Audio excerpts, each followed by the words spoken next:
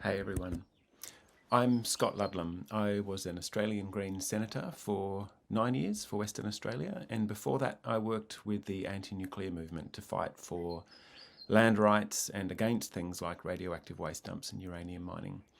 I'm really happy to join you today because you're talking about two of my favourite things, reading and social change. This is one of those events where I'm a bit sorry to be appearing by video rather than there in person because I want to know what everybody else says and what kind of conclusions you come to.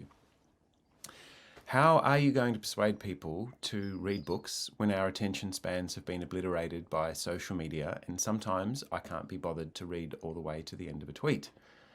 And that combined with the fact that so much of the information that we're swimming in has been put there with malintent. Just watching the way the Voice to Parliament debate has unfolded, I'm reminded again that the purpose of a disinformation campaign often isn't to persuade so much as to disorient. A couple of years ago, I wrote a book on social movements, trying to get a handle on why some succeed and some fail, in the context of climate change where we can't afford to fail any more than we already have. I spent a year travelling slowly around the world talking to the most amazing people involved in campaigns on peace and climate and justice. And one of the places that trip took me to was Mathare in Nairobi in Kenya. And there they work on trying to stop police from coming into their community and murdering their young people. They never chose to be activists, it was forced on them by the state. And as you can imagine, it takes a huge amount of courage to step out every day and do that work. One of the activists there, Juliet Wanjira, says, "When we lose our fear, they lose their power." When we lose our fear, they lose their power. You remember that Margaret Mead quote about how small groups of committed people are the only thing that's ever changed the world. And it's a cliche, but I think it's actually true.